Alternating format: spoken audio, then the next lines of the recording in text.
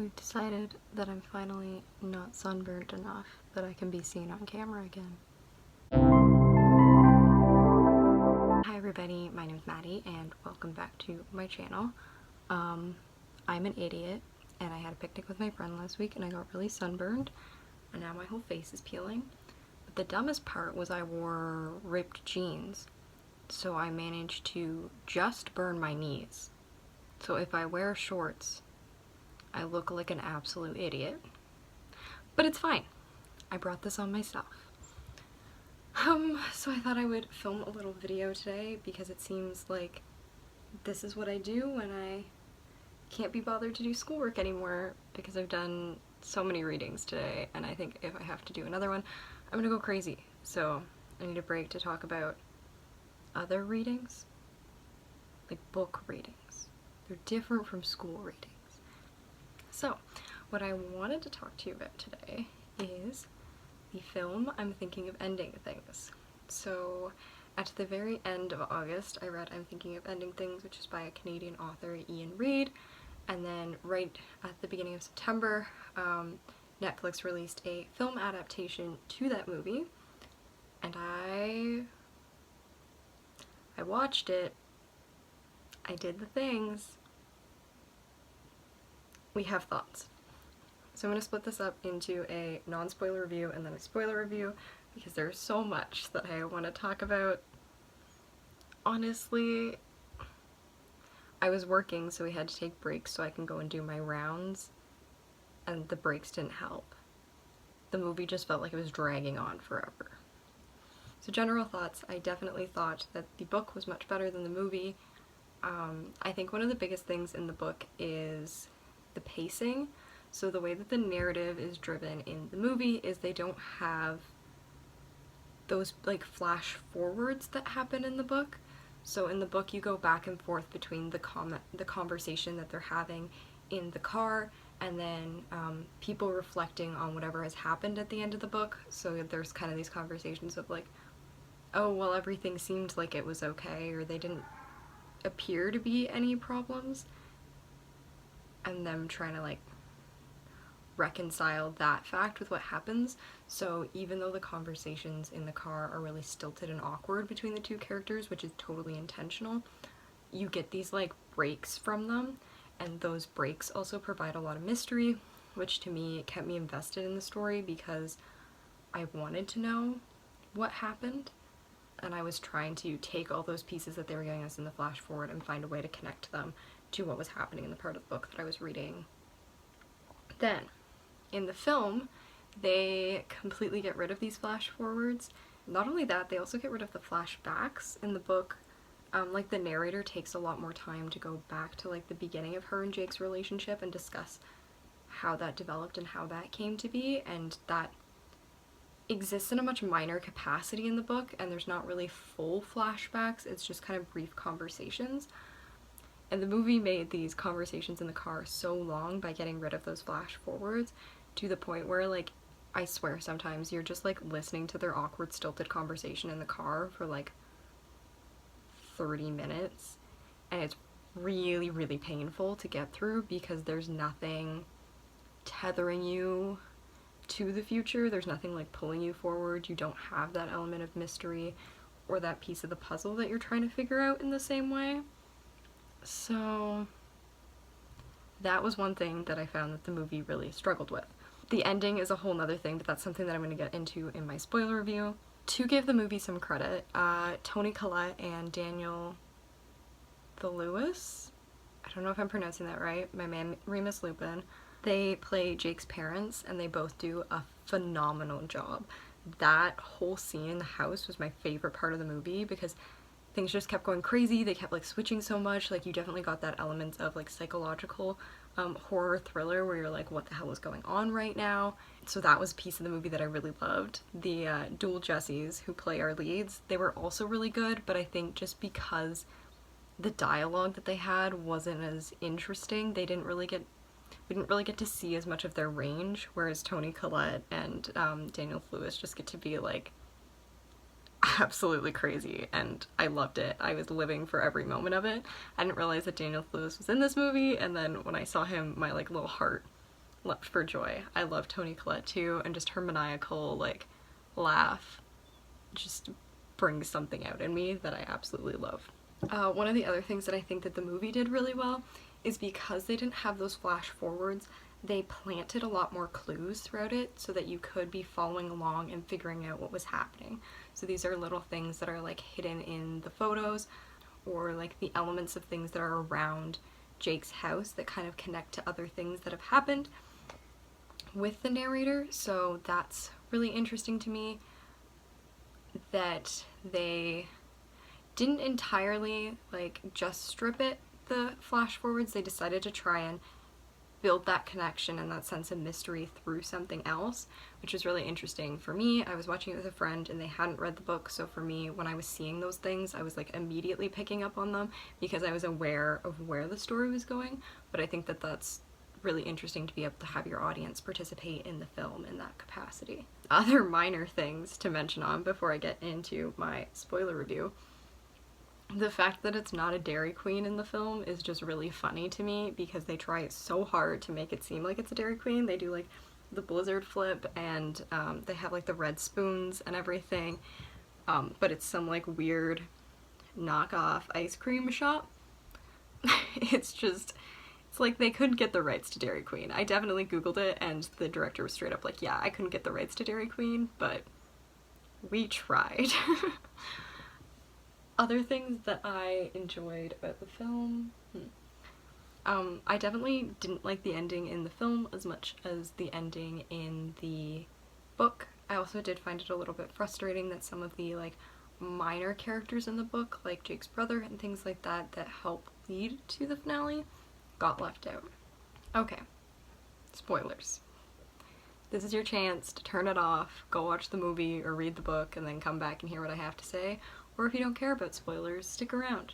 We're happy to have you. Happy to keep you hopefully entertained with this great content on this very rainy day.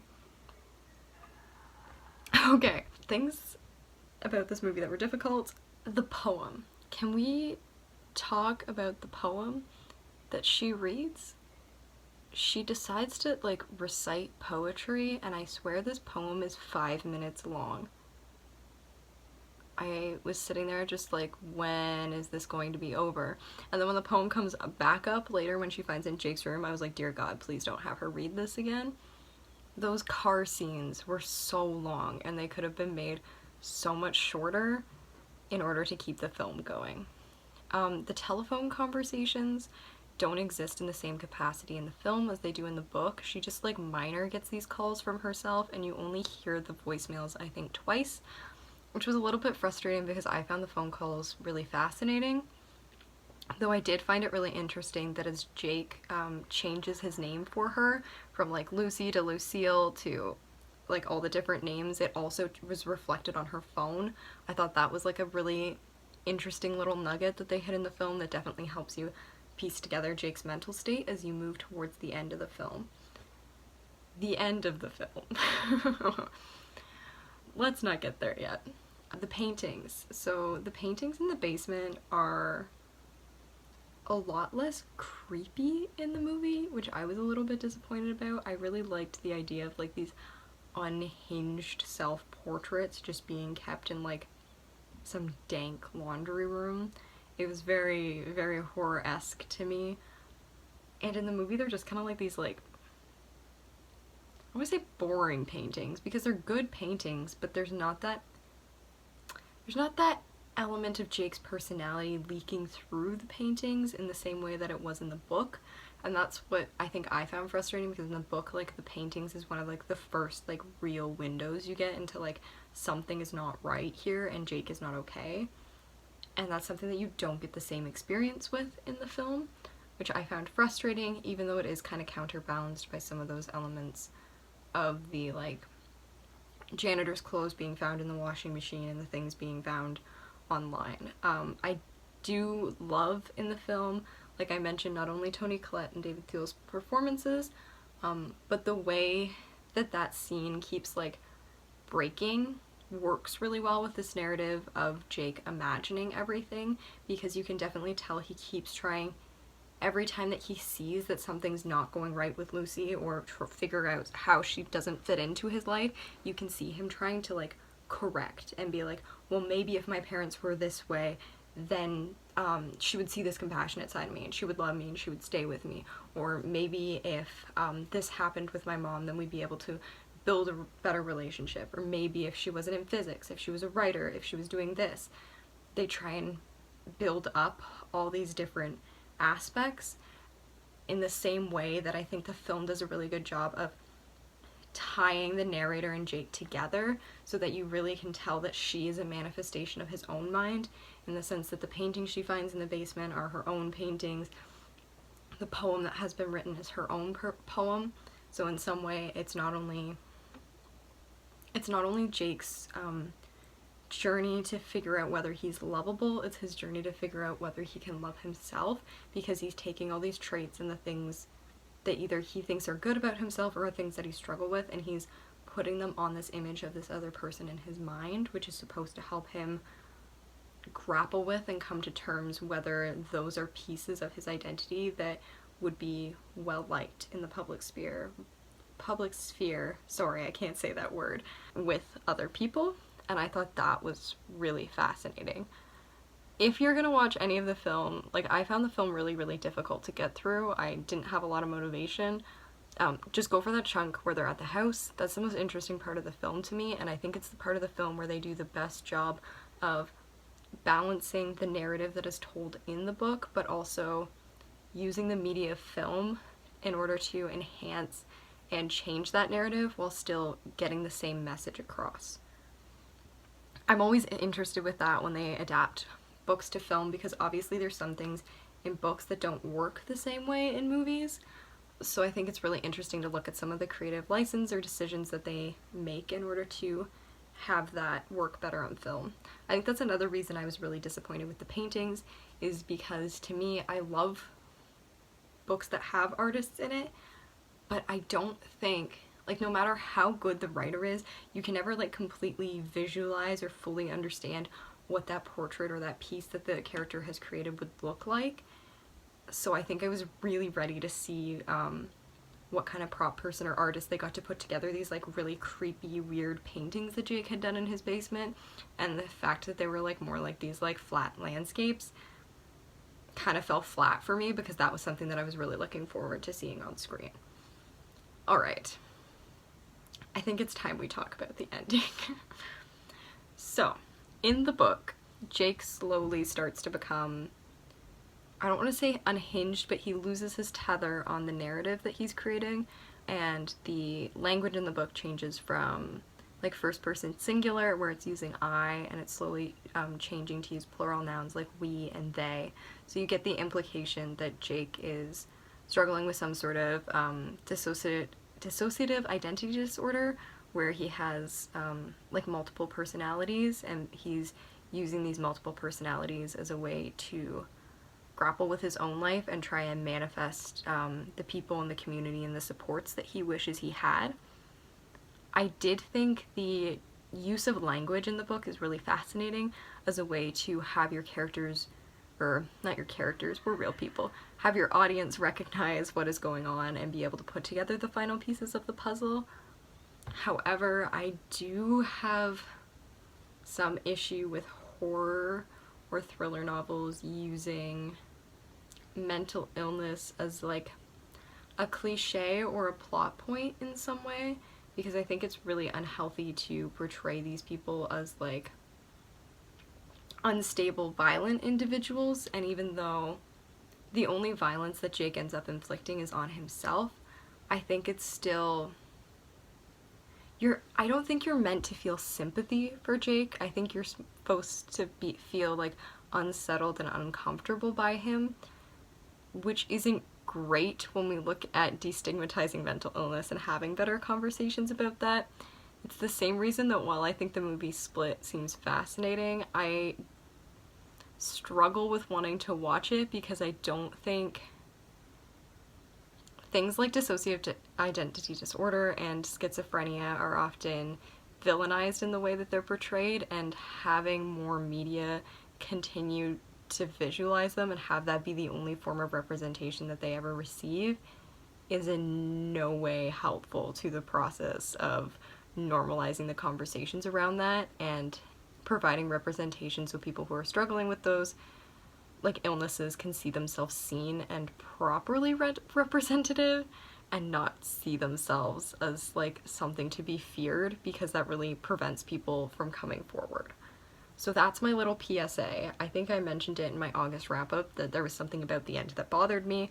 I didn't want to talk about it then because of spoilers, but that's particularly what it was, that I was like, okay, this is a good ending and I understand how it works in the concept of the book, but it didn't quite sit right with me because it used mental illness in that way.